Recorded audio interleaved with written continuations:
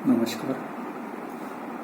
TYBA Hindi general, जिसे G3 कहा जाता है, सेमेस्टर 6 में विशेष विधा भारतीय संत काव्य, इस पेपर में आप सभी लोगों का स्वागत।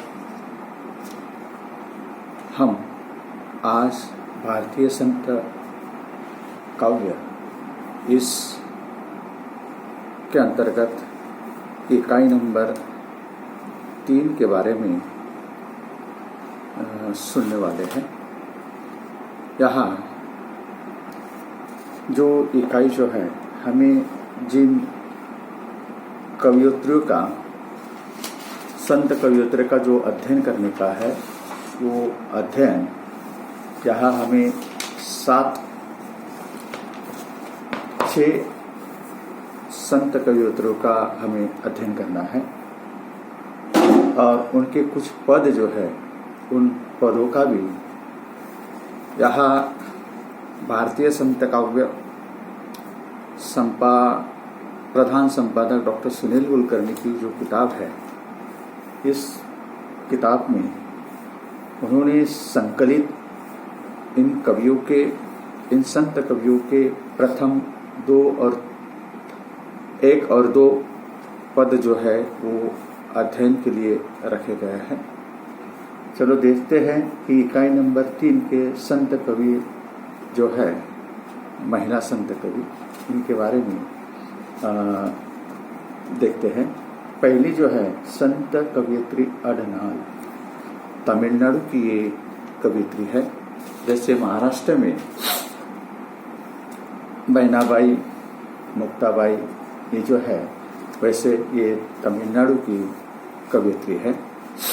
यह इनका जीवन परिचय हम अगर देखें तो संत कवियत्रियों में अडनाल दक्षिण भारत की संत महिला थी।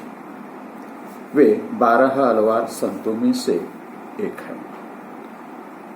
उन्हें दक्षिण भारत की मीरा कहा जाता है। अडाल का जन्म विक्रम सन 770 में हुआ था। अपने समय की यह प्रसिद्ध अलवार संत थी। इनकी भक्ति की तुलना राजस्थान की प्रख्यात कृष्ण भक्ति कवयित्री मीराबाई से की जाती है। प्रसिद्ध है कि वयस्कर होने पर भगवान श्री रंगनाथ के लिए जो माला यह गुथती, भगवान को पहनाने से पहले स्वयं पहन लेती और दर्पण के सामने जाकर भगवान से पूछती, प्रभु मेरे इस श्रृंगार को ग्रहण कर लो। तत्पश्चात उक्त उच्चिष्ट माला भगवान को पहनाया करती थी। विश्वास है कि इन्होंने अपना विवाह श्री रंगनाथ के साथ रचाया और उसे बड़ी धूमधाम से संपन्न किया। विवाह संस्कार के उपरांत यह मतवादी होकर श्री रंगनाथ जी की शैया पर चढ़ गई और ऐसा करते ही मंदिर में सर्वत्र एक आलोक व्याप्त हो गया। इतना ही नहीं, तत्काल इनके शरीर से भी विद्युत के समान एक ज्योति किरण फूटी और अनेक दर्शकों के देखते देखते ये भगवान के विग्रहण में विलीन हो गई। इस घटना के संबंध में विवाहोत्सव अब भी प्रतिवर्ष दक्षिण के मंदिरों में मनाया जाता है। दक्षिण की मीरा अडनाल दक्षिण भारत में श्री विल्लुपुत्तूर नामक एक प्रसिद्ध तीर्थ है। वह राज्य के रामानंद जिले में है। वहाँ वैष्णव का एक पुराना मंदिर है, लेकिन लोग उस मंदिर को ही देखने के लिए नहीं वहाँ जाते। श्री विल्लुपुत्तूर का नाम इसलिए प्रसिद्ध हुआ कि वहाँ दक्षिण की एक महान भक्त कवयित्री अडनाला की जन्मभूमि है। उत्तर भारत में जिस तरह मीरा के पदों का प्रचार है, उसी तरह दक्षिण भारत में अड़लाल के पद घर घर गाए जाते हैं। दक्षिण के हर विष्णु मंदिर में उसकी मूर्ति प्रतिष्ठा है और लोग श्रद्धा से उसकी पूजा करते हैं। पुराने समय के आसपास का प्रदेश जंगलों में घिरा हुआ था। वहाँ पहले आदिवासी लोग रहा करते थे। उन आदिवासियों में मिल्लन नाम की कोई नामी महिला हुई थी, जिसके कारण वह इसका मिल्ला नाहू कहलाता है। मिल्लन के लड़के का नाम विल्ली था। वह बड़ा ही प्रभावशाली निकला। उसे एक बार आसपास के जंगलों के को साफ करना शुरू किया। जंगल के साफ करते हुए अचानक उसे एक बहुत ही पुरानी विष्णु मंदिर मिला। उसे उस मंदिर का उद्धार किया और उसके चारों ओर एक गांव बसाया। विल्ली के नाम पर ही यह गांव श्री विल्लू ली पुत्तूर कहलाया। यह अब दक्षिण का एक महान तीर्थ क्षेत्र बन गया है। उसका असली नाम वैष्णव विष्णुचित्त, किंतु लोग उनको पोरियालवार कहते हैं। अलवार दक्षिण के प्राचीन वैष्णव भक्तों को कहते हैं, जिनकी संख्या 12 है। 12 अलवारों में पोरियलवार का बहुत ऊंचा स्थान है। पोरियलवार का अर्थ होता है महान अलवार। अड़लान इन्हीं की पालिता कन्या थी। पोरियलवार बड़े ही ज्ञानी और भावुक भक्त थे। वे फुलवारी का काम करते थे। फूल रंग बिरंगे फूल उसमें खिला करते थे। फूलों को खिलते देखकर उनका मन लगता था, प्रसन्न होता था, मुस्कुरा रहे हैं। रोज बड़े बड़े फूलों का वह भगवान को माला पहनाते थे। परिवार बड़े ही सवेरे उठकर फूलों में से उस दिन बहुत सारे फूल खिले थे, जबकि ठंडी हवा और फूलों की मधुर गंध उनके मन को पुलकित कर दिया था। उसी दिन एक फूल तोड़ने के लिए गए तो उन्हें एक बालिका मिली और उस बालिका, हे प्रभु, मैं आज एक अनूठा फूल तुम्हारे लिए लाया हूँ। यह बच्ची तुमने जो दी है तुमको ही भेंट करता हूँ, कहते हैं। और पेरिवेयर को उसी समय आकाशवाणी सुनाई दी। इसका नाम गोंदा रखा गया। पर अपनी बेटी की तरह उसका इन्होंने लालन पालन किया। पालन पोषण करना। तमिल में गोदा का अर्थ होता है फूलों की माला से सुंदर। गोदा वास्तव में वैसी ही सुंदर थी। भक्तराज की पुत्री होने के कारण गोदा के मन पर भक्ति के संस्कार शुरू से ही थे। फूल तोड़ना, माला गूंथना, पूजा की सामग्री जुटाना आदि सब कामों में वह अपने पिता की मदद करती थी। और भगवान को माला पहनाने से पहले ये खुद वो माला पहनकर देखती थी और आईने के सामने खड़ी रहकर भगवान से पूछती थी, ये मेरे श्रृंगार का आप स्वीकार करो। आदि कुछ बातें यहाँ गोदा के बारे में यहाँ वर्णित होती है। और यहाँ पोरियाल का अर्थ, अगर हम पोरियालवार का अर्थ होता है महान, और गोदा का अर्थ होता है गोदा रखा, और गोदा का अर्थ होता है फूलों की माला जैसी सुंदर। यानी गोदा वास्तव में वैसी ही सुंदर थी। यहाँ और भी आगे जाता है कि गोदा बस उसी समय में अड़ाल के नाम से प्रसिद्ध हुई। अड़ाल शब्द का अर्थ होता है अपने प्रेम से दूसरे को वश में करने वाली। संयोग की बात की उसी रात भगवान के मंदिर पुजारी को भी सपने में आदेश दिया कि आगे से गोदा की पहनी हुई माला, यानी एक दिन गोदा ने क्या किया कि भगवान के लिए जो माला बनाई जाती थी वो खुद माला पहन ली। लेकिन एक दिन उनके पिताजी के वो नज़र में आ गया। उन्होंने उनको बहुत फटकारा और फिर गोदा मायूस हुई, थोड़ी नर्वस हुई। लेकिन भगवान की आकाशवाणी हुई और उन्होंने कहा कि ये तू भक्त तू क्या कर रहा है। ये आज से मुझे गोदा ने पहनी हुई माला ही पहना करो। इस तरह से गोदा के बारे में कहा जाता है। यानी गोदा उसी समय फिर उसका दूसरा नाम रखा गया अडाल के नाम से प्रसिद्ध हुई। अडाल शब्द का अर्थ होता है अपने प्रेम से दूसरे को वश में करने वाली।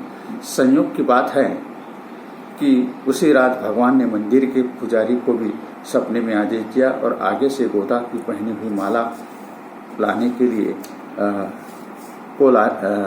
लेने से इनकार न करे। अडाल अब सयानी हो गई है। भगवान के प्रति उसका प्रेम भाव इतना गहरा हो गया था कि वह कुमारी कन्या की तरह भगवान के साथ अपने ब्याह की कल्पना करने लगी थी। यहाँ अगर आगे कहे तो कृष्ण ही मेरे दूल्हा है और वही उनके साथ मेरा ब्याह होगा आदि बातें वो मन में ही रचा करती थी। जिस तरह गोकुल में मीरा कृष्ण के बारे में कहती थी, उसी तरह दक्षिण में गोदा जो है या अडाल जो है वो करती थी। अडाल सपना देखा कि भगवान कृष्ण उसके साथ ब्याह का समय समीप आ गया है और श्रीरंग मंदिर में उनके इस विवाहों का आयोजन किया गया। कावेरी के यहाँ उन्होंने बताया कि अडाल वहाँ नहीं है, वह सबके देखते देखते अदृश्य हो गई है। ये भी बातें वक्तराज तुमने अडाल को नहीं पहचाना, उसके रूप ने तो स्वयं भूदेवी ने जन्म ले लिया है। यहाँ इसके लिए हो मेरी अडाल तुमसे ही आ मिली है, इससे तो तुमको प्रसन्न होना चाहिए, तब भी तुम जल्दी ही से मुझसे आ मिलेगी। अडाल ये जो है अडाल की पूजा अडाल दक्षिण में सब जगह होती है। कई और फिर बाद में इसका नाम गोदा रखा गया। गोदा का अर्थ वाणी की देवी और करे तो वह और भी उस पर ठीक हो उतरेगा। चैतन्य विद्यापति सूर तुलसी कबीर और मीरा से भी सैकड़ों साल पहले दक्षिण में कोई महान भक्त पैदा हुए हैं, ये यहाँ इनका उल्लेख किया जाता है। यहाँ तिरु शब्द का अर्थ अगर हम देखें, तिरु और पावे शब्द को मिलने से बना है। तमिल में तिरु का अर्थ श्री होता है और पावे का अर्थ होता है व्रत या त्योहार। अतः तिरु पावे को हम श्री व्रत भी कहते हैं। मार्गशीर्ष महीने में यह त्योहार हर साल बड़े उत्साह से मनाया जाता है। यह त्योहार खास कर महिलाओं के लिए है। विवाह स्त्रियां सुख सुहाग के लिए और कुमारियां अपने मनचाहे वर के लिए व्रत को रखा करती है। इस तरह यहाँ इस कवयित्री का संक्षेप में परिचय दिया जा सकता है। इनका कुछ साहित्य भी है जो पूरी दक्षिण भाषा में लिखा गया है। अडाल के यहाँ 153 फुट कर पदों का संग्रह है। सिंधी को दूत नुचियार का अर्थ है पहले माला पहनाने वाली रमणी। तिरुमली का अर्थ है दिव्य वाणी। अडाल भगवान से स्वयं माला पहना लेती थी, उसी का संकेत यहाँ पर है। अडाल की यह दिव्य वाणी सचमुच अनुपम है। मीरा की भांति वह कृष्ण को अपना पति मानती थी। उसके मन में जब भी जो भाव उठते थे उन्हें वो पदों का रूप धारण कर डालती थी और उनके पदों में अक्सर प्रेम की प्रबलता तो किसी में विरह की व्याकुलता दिखाई देती है। कृष्ण को उल्हाना देती है तो किसी में मिलन का विश्वास फूट करती है। अडाल और मीरा दोनों ही कृष्ण के प्रेम रस में सरोभोर थी। दोनों ही कृष्ण को अपना प्रियतम मानती थी। दोनों ही की प्रेम भावना में जीवन भर बेसुध रही। दोनों के ही मधुर पद जन जन के कंठ में बसे हुए हैं। इस तरह यहाँ अडाल कवयित्री, ये तमिलनाडु की कवयित्री है अडाल। यहाँ इनका कुछ रचना संसार जो है कि इन्हें जो ग्रंथ की रचना की है, तिरुपावे नचरिया, तिरुमुड, तिरुपावे श्रीवत्रम, तमिल भाषा का साहित्य प्रेमियों का ग्रंथ है। इसमें 30 पद्य पावे तो व्रत कतयानी व्रत से संबंधित है, जिसमें उद्देश्य का विविध फल आदि का वर्णन है। दूसरा ग्रंथ अड़ाल का स्वप्न दृष्टा विवाह के वर्णन को लेकर है, जो विवाह आदि शुभ अवसर पर गाया जाता है। इसमें अड़ाल के रचे 143 पद है। कहते हैं कि अनाडाल के आग्रह पर ही पिता विष्णुचित्त ने उनका विवाह श्रीरंग में स्थित भगवान श्रीरंगनाथ से करवाया था। आदि बातों का जिक्र अनाडाल के गीतों में भी भाव विभोर हो जाते हैं। इस तरह यह बनकर गोदा स्तुति नामक ग्रंथ लिखा गया है। भक्ति को विषय बनाकर ये लिखे जाते हैं। मुक्तुल्यापद महाकाव्य भी लिखा गया है। इस तरह ये गोदा जो है वाणी में लोक समाज के देश कल्याण की भावना भी है। अस्तुत्य है। सूरदास और मीरा के कृष्ण उनकी लोक कल्याण की लीलाओं के का स्मरण होना 8वीं शताब्दी में अड़ाल की वाणी का ही चरित्रार्थ सिद्ध होता है। तो इस तरह ये अड़ाल जो है, अड़ाल का चित्र यहाँ दिखाई देता है।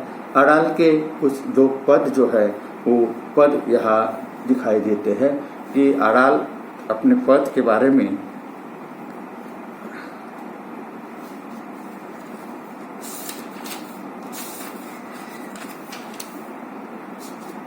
यहाँ अड़ाल ने जो पद बताया है वो 2 पद है। ये तमिली भाषा में है। यहाँ वे संत कवित्र अड़ाल के कुछ पद यहाँ 2 पद यहाँ है।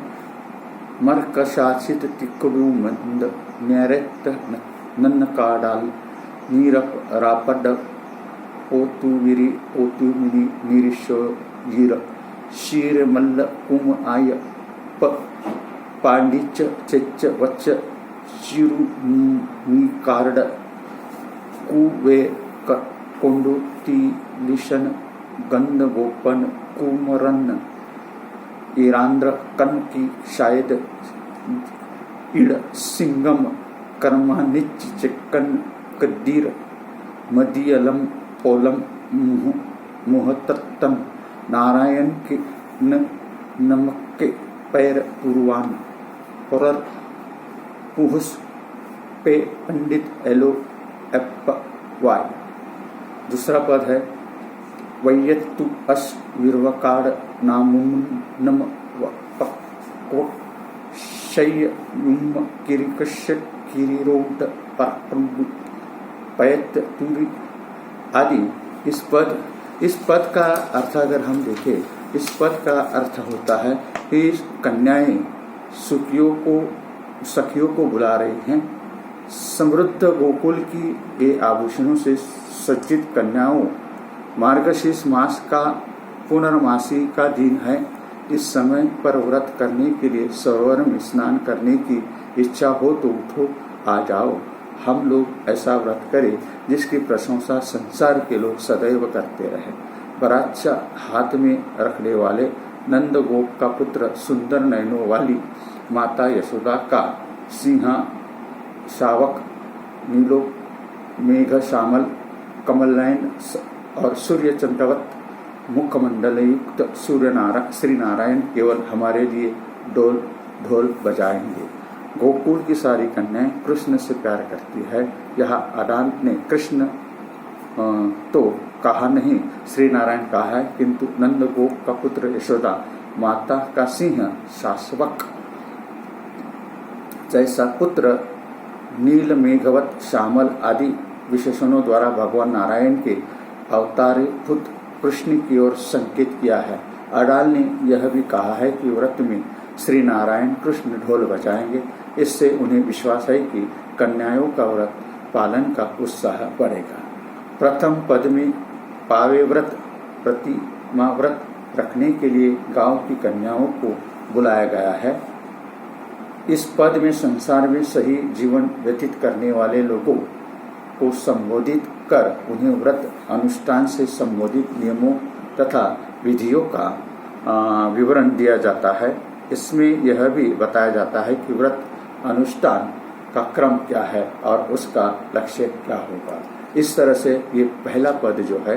अभी दूसरा पद जो है, दूसरे पद का भावार्थ इस तरह से है कि पावे व्रत रखने के लिए निकली कन्याएं संसार के लोगों को संबोधित कर व्रत अनुष्ठान का क्रम बताते हुए यह संकेत करती है कि वे क्या करेगी और क्या नहीं करेगी।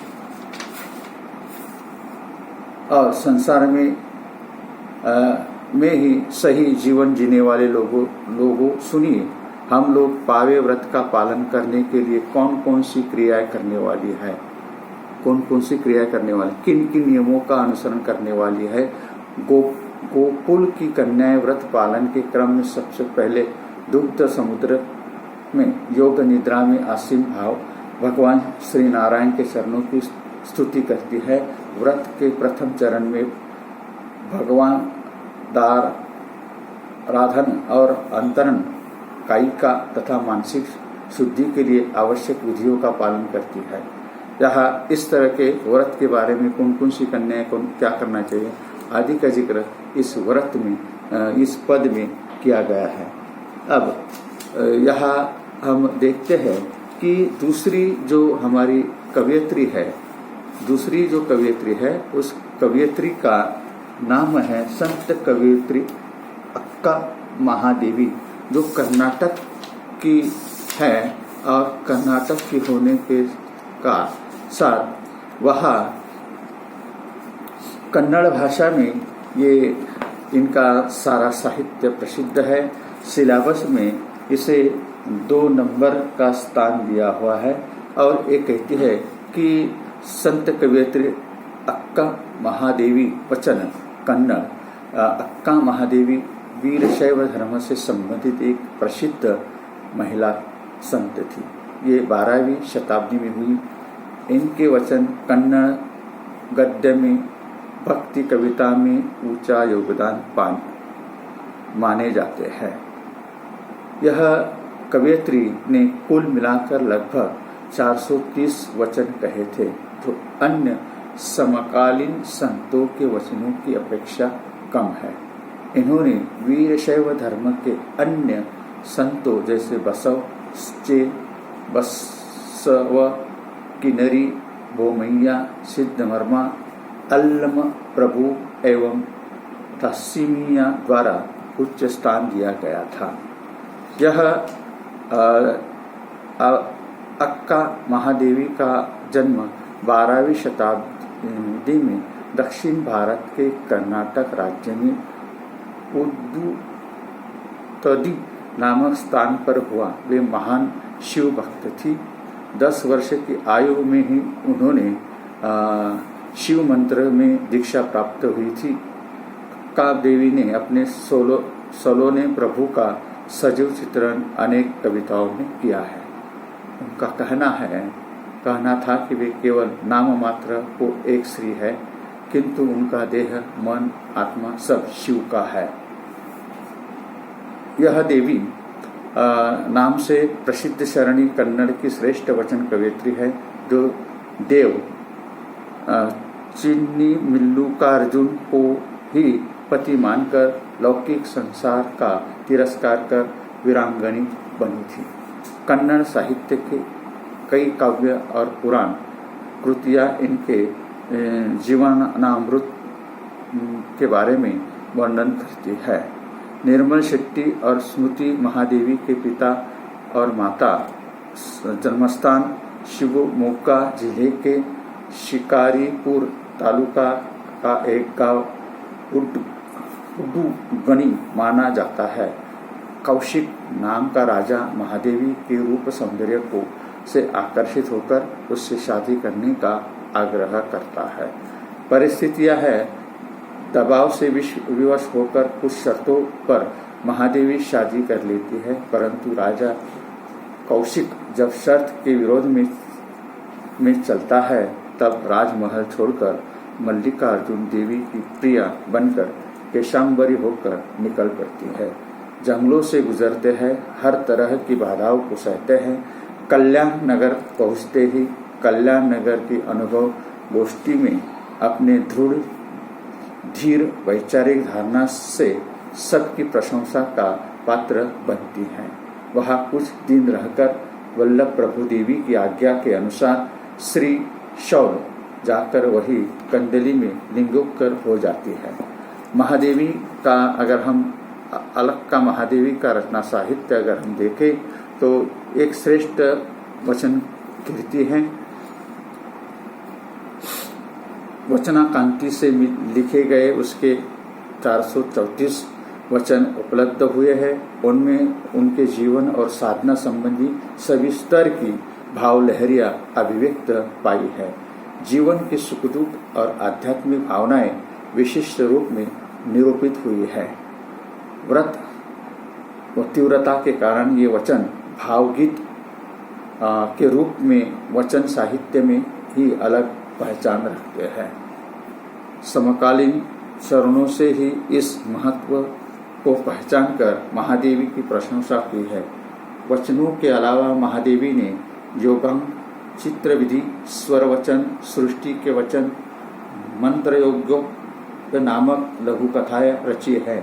फिर भी महादेवी के समग्र अंतरंग का दर्शन उनके वचनों द्वारा ही होता है। उपयुक्त चारों ग्रंथ अक्का महादेवी की आध्यात्मिक अनुभूतियों, विचारों का दर्पण तथा इसमें धर्म के तत्वों का बोधगम्य शैली में निरूपण हुआ है। प्रेम, भक्ति, वैराग्य को कई दृष्टांतों के सहारे स्पष्ट एवं मूर्त किया गया है। यह इस देवी का जो दो पद यहाँ दिए हुए हैं, जो पद जो है इस तरह से है, यह पद जो है इस तरह से बताए जाते हैं कि अर्थ सन्यासी से क्या हुआ, किसी भी रूप में धन आए उसे नहीं लेना है। जिह्वा सन्यासी होने से क्या हुआ, जिह्वा के छोर से मधुर स्वाद का अनुभव नहीं करना है। श्री सन्यासी होने से क्या हुआ, जागृति स्वप्न श्रुति स्थिति में उसके संग से दूर रहना है। दिगंबर रहने से क्या हुआ, मन नंगा रहना चाहिए। इस चारों का मर्म जाने बिना वृथा नष्ट हुए देखो। ये चेल्लिकाम अर्जुन देव यानी 1124 का नंबर का ये पद है। और दूसरा पद इस तरह से कि नींबू नारंगे आम बिजोरे में, खट्टा पानी सिंचा किसने, ईख केला कटहल नारियल में, मीठा पानी भरा किसने, धान राजन शैल्य में पकाने पानी डाला किसने, मरुआ मल्लिका कोपल में सुगंध जल सींचा किसने। जल एक है, एक ही है भूमि और है आकाश भी एक ही जल कई पदार्थों से मिलकर पाता भिन्न भिन्न रस रूप। मेरा देव चिल्लिकामा अर्जुन वैसे ही कई लोगों से रमा हुआ है, मगर उसकी रीति ही अलग है। ये 1132 नंबर का यहाँ पद दिया हुआ है, लेकिन पाठ्य पुस्तक में इसका दूसरा ही स्थान बताया जाता है।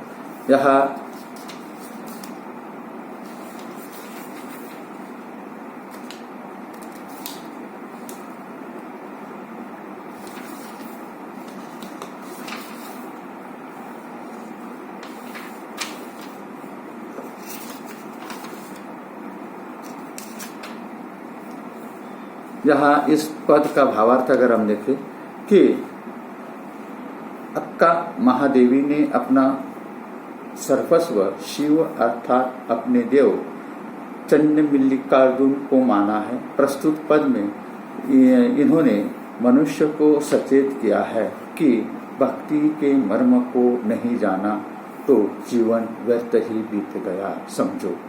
वह कहती है कि अर्थ सन्यासी होने से कुछ फायदा नहीं है। धन किसी भी मार्ग से आया उसे स्वीकार नहीं करना चाहिए, अर्थात वांग मार्ग से आए धन का स्वीकार नहीं करना चाहिए। जिह्वा पर काबू रखना अवश्य है, क्योंकि यही जिह्वा शब्दों के माध्यम से जहर भी उगलती है और अमृत भी। इसका उपयोग सत शब्दों के लिए ही होना चाहिए। जगत, दृश्य और स्वप्न, इन तीनों अवस्थाओं में जो श्री संग से दूर रहेगा वही सच्चे अर्थ में सन्यासी होगा। केवल दिखावा नहीं चाहिए, मनुष्य को अपने मन पर काबू रखना चाहिए। दिगंबर रहने से कोई फायदा नहीं, मन नंगा होना चाहिए।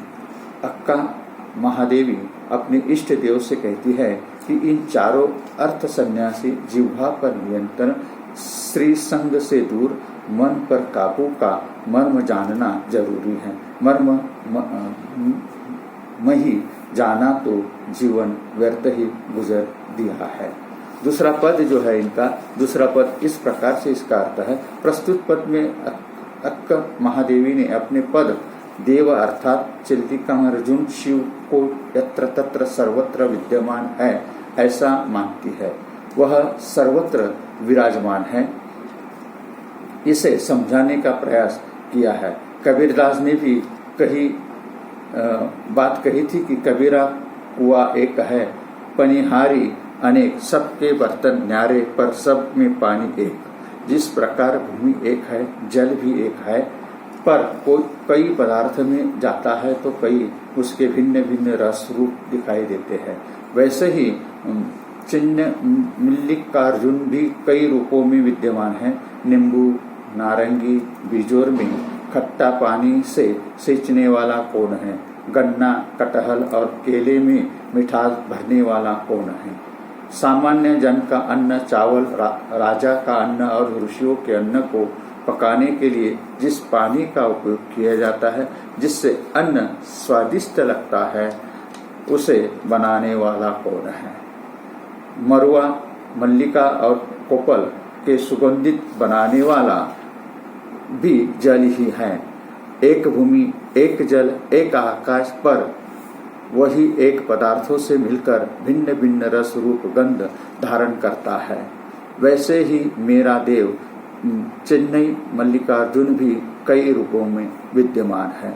तो इस तरह यहाँ 2 नंबर की जो कविता जो है, ये कविता यहाँ आप कवयित्री के जीवन परिचय के बारे में, सामाजिक उनके जीवन के बारे में, रचना के बारे में आप लोगों को मैंने समझाने की कोशिश की हुई है।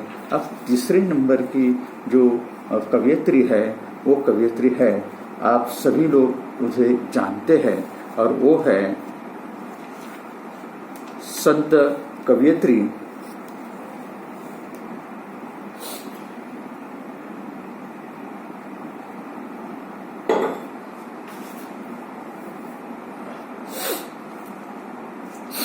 जिसे हिंदी साहित्य का भक्ति काल को स्वर्ण युग कहा जाता है। स्वर्ण युग, यहाँ मीराबाई जो है, मीराबाई के बारे में हम लोग आप जानते हैं। मीराबाई का जन्म 1498 में मेड़ता नागौर में दूदाजी के चौथे पुत्र रतन सिंह के घर हुआ। ये राव दूदाजी की पौत्री और जोधपुर को बसाने वाले प्रसिद्ध राजा जोधा की पौत्री थी। ये बचपन से ही कृष्ण भक्त में रुचि रखने वाली थी। मीरा का विवाह मेवाड़ के सिंसूरिया राजा परिवार में हुआ। उदयपुर के महाराजा भोजराज इनके पति थे, जो मेवाड़ का महाराणा सांगा के पुत्र थे। विवाह के कुछ समय बाद ही उनके पति का देहांत हो गया। पति की मृत्यु के बाद उन्हें पति के साथ सती करने का प्रयास किया गया, किंतु मीरा इसके लिए तैयार नहीं हुई। मीरा के पति का अंतिम संस्कार चित्तौड़ में मीरा की अनुपस्थिति में हुआ। पति की मृत्यु पर भी मीरा ने अपना श्रृंगार नहीं उतारा, क्योंकि वह गिरधर को अपना पति मानती थी। वो कहती है, मेरे तो गिरधर गोपाल दूसरा ना कोई, जाके सर पर मोर मुकुट वही मेरा पति हो। यानी मीराबाई ने कृष्ण को ही अपना पति मान लिया था। बचपन से ही वो कृष्ण पर प्यार करती है, प्रेम करती है। इसे यहाँ यहाँ फिर जीवन में विरक्त हो गई। साधु संतों की संगति में हरि कीर्तन करते हुए अपना समय व्यतीत करने लगी। पति के परलोकवास के बाद इनकी भक्ति दिन प्रतिदिन बढ़ती ही गई, नाचती रहती थी गई। ये मंदिरों में जाकर वहाँ मौजूद कृष्ण भक्तों के सामने कृष्ण जी की मूर्ति के आगे नाचती रहती थी। मीराबाई कृष्ण भक्ति में नाचना गाना राज परिवार को अच्छा नहीं लगा। उन्होंने कई बार मीरा को विष देकर मारने की कोशिश की हुई है। वे जहाँ जाती हैं, वे वहाँ जाती थी, वहाँ लोग का सम्मान मिलता था। लोग उन्हें देवी के जैसा प्यार और सम्मान देते थे। मीरा का समय बहुत ही बड़ा राजनीतिक उथल पुथल का समय रहा है। बाबर का हिंदुस्तान पर हमला और प्रसिद्ध खानावा का युद्ध उसी समय हुआ था। इन सभी परिस्थितियों के बीच मीरा का रहस्यवाद और भक्ति की निर्गुण मिश्रित सगुण भक्ति सर्वमान्य बनी है। मीराबाई संत रविदास की महान शिष्या तथा कवयित्री थी। अधिकतर विद्वानों ने मीराबाई को गुरु रविदास जी की शिष्या स्वीकार किया है। काशीनाथ उपाध्याय ने भी लिखा है, इस विषय पर कि कोई संदेह नहीं किया जा सकता है। मीराबाई गुरु रविदास जी की शिष्या थी, क्योंकि मीरा ने स्वयं अपने पदों में बार बार गुरु रविदास जी का गुरु को अपना गुरु बताया है। यहाँ भक्ति काल में अगर हम देखें तो कृष्ण भक्ति शाखा और राम भक्ति शाखा में जो प्रसिद्ध कवि है, उन प्रसिद्ध कवियों में, महिला कवियों में मीराबाई कृष्ण भक्ति काव्य में प्रसिद्ध कवि मानी जाती है। और पुरुष वर्ग में अगर हम देखें तो सूरदास है, रैदास है वगैरह, नंददास है, ये कृष्ण भक्त कवियों में पुरुष वर्ग में आते हैं। इस तरह इनके पदों में दुखों का भी वर्णन है, सुखों का भी वर्णन है, अधिकतर विरह का वर्णन है।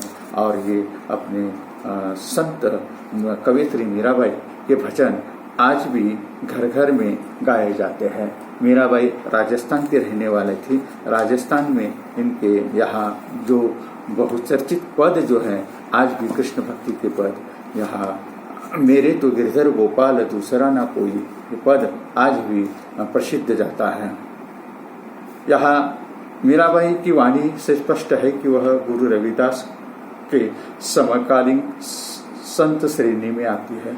गुरु रविदास को ही उन्होंने गुरु की उपाधि प्रदान की थी। मीराबाई गुरु रविदास की विधिवत शिष्या बनी और साथ ही नाम, शब्द, संगीत व तंबूरा जिसे मीराबाई बजाती थी, गुरु रविदास से ही पाया था। इसलिए संभवतः यह लगता है कि गुरु दीक्षा के रूप में उन्होंने राजस्थान के चित्तौड़गढ़ में रविदास छत्री का निर्माण करवाया था। मीराबाई ने अपनी वाणी को रंगों में ही नहीं उच्चारित किया, जिसमें अधिकतर शब्दों में भैरवी राग को देखा जा सकता है।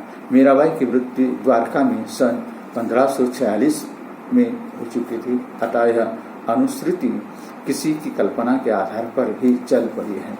मीराबाई का नाम प्रधान भक्तों में है और इनका गुणगान नभा जी, ध्रुवदास, व्यास जी, मनोहरदास आदि सब भक्तों ने किया हुआ है। मीराबाई का जो रचना साहित्य जो है, तो रचना साहित्य यहाँ बताया, नरसी का मायरा, गीत गोविंद टीका, रंग गोविंद, रंग सरोवर। इसके अतिरिक्त उनके गीतों का संकलन मीराबाई की पदावली नामक ग्रंथ में भी किया गया है, जिसमें निम्नलिखित खंड प्रमुख है। नरसी जी का मायरा, मीराबाई का मलहर या मालराग, गरबा गीत या मीरा की गरबी, फुटकर पद, सतभानु रुसा या सत्यभामा जी और रुक्मणी मंगल, नरसिंह मेहता की हुंडी चरित्र। मीराबाई की वाणी लगभग 40 रागों में उपलब्ध होती है। इस तरह से इस प्रकार मीराबाई का अध्ययन करने पर यह सामने आता है कि मीरा इस प्रकार वाणी का अध्ययन करने से यह ज्ञात होता है कि मीराबाई ने अपनी वाणी में छंद, अलंकार, रस, संगीत का पूर्णतः प्रयोग किया है और इसे अध्यात्म का मार्ग बनाया, जो कि वर्तमान के लिए प्रेरणा है। मीराबाई ने भारतीय शास्त्रीय संगीत को सजोए रखने का एक अनोखी कड़ी जोड़ दी है। जिसका प्रमाण तथा पुष्टि विभिन्न ग्रंथों के अवलोकन करने पर स्पष्ट होती है। इस पद्धति को मीराबाई ने अपनाया और अपनी वाणी को संगीत के साथ जोड़कर अध्यात्म के साथ संगीत का भी प्रचार प्रसार किया। साथ ही संगीत को जीवित रखने में भी अपनी सहमति तथा सिदोरी पाई है। मीराबाई के कुछ लिखित पद जो है, ये मीराबाई के खुद पायो जी मैंने राम रतन धन पायो, मेरे तो गिरधर गोपाल दूसरा न कोई, मीराबाई की साधु संतों से संगति आदि पद यहाँ मीरा की प्रीति लगी संतने साधु हमारी आत्मा, संतन पर तन मन वारू, संत संगति बैठी बैठी लोक लाज खोई, मत संगति भटकी आदि इनके गीत जो है, मीराबाई के जो पद जो है वो श्रृंगार रस शांत रस से भरे हुए हैं। ब्रज भाषा में, राजस्थानी भाषाओं में भी इनके पद मिलते हैं। वीरानुभूति और प्रेम की तन्मयता से भरे हुए मीराबाई के पद अनमोल संपत्ति है। आंसुओं से भरे ये पद गीति काव्य में ये उत्तम नमूना है। यहाँ इस तरह से मीराबाई के बारे में कहा जाता है। और मीराबाई की कुछ समय पूर्व लूर की मीरा विशेषांक प्रकाशित हुआ था। यहाँ मीराबाई का जो पद जो है वो पद आपको बताता हूँ कि पायो जी मैंने राम रतन धन पायो, वस्तु अमोलक ही हमारे सतगुरु कृपा कर अपनायो, जन्म जन्म की पूजा पाई जग में सभी खो याओ, खर्चे नहीं कोई चोर न लेवे दिन रात बरत सवायो, सत की नाव खेवैया सतगुरु भवसागर तर आयो, मीरा के प्रभु गिरधर नागर हर हर कर जस पायो। यहाँ दूसरा इनका पद ये है, मैं तो गिरधर की घर जाऊँ, गिरधर मारो साचो प्रियतम, देखत रूप लुभायु, रैया पड़े तब ही उठी जाऊ, भोर गए उठी आऊ, रैया दिन वाके संग खेलू, जो तू वाही रिझाऊ, जो परिभावे सोई पवरू, जो दे सोई खाऊ, मेरी उनकी प्रीत पुरानी, उमर बसर पल न काऊ, जाना बैठावे नित न बाहू, बचवे वे सबके जाऊ, मीरा के प्रभु गिरधर नागर बार बार बिल आऊ।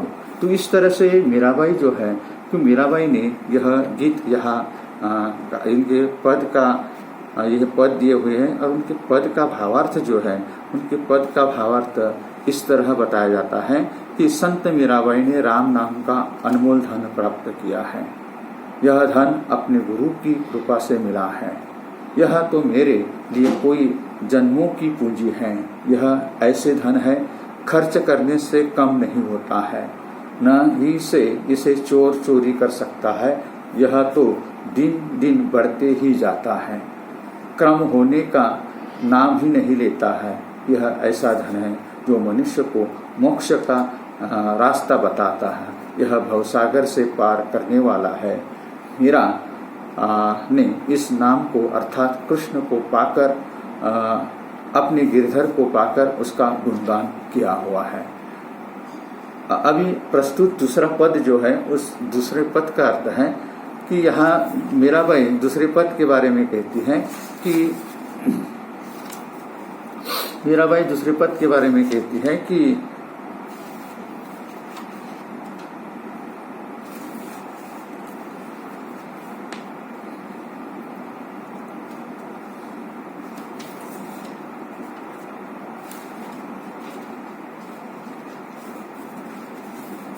कहती हैं कि प्रस्तुत पद में मीरा ने प्रेम अभिलाषा का चित्रण है। मीरा कहती है, मेरे सच्चे प्रीतम तो गिरधर ही हैं। उनके रूप को निहारते रहूं, उनको देखते रहने की अभिलाषा रहती है। रात दिन उनके संग खेलूं, जिसे कैसे भी प्रकार से क्यों न हो उन्हें रिझाओ। वे जो खाने के लिए देंगे वही मैं खाऊंगी, जो पहनने के लिए देंगे वही पहनूंगी, क्योंकि मेरी और उनकी प्रीत बहुत पुरानी है। नमी तो उनके बिना एक पल भी न रह सकती। वे जहाँ बैठे वहाँ बैठ जाऊंगी, वे जहाँ बैठावे वहाँ बैठ जाऊंगी। यदि वे मुझे बेचे तो मैं खुशी खुशी बिक जाऊंगी। वे तो मेरे गिरधर गोपाल है, उन पर बार बार बलि जाती है।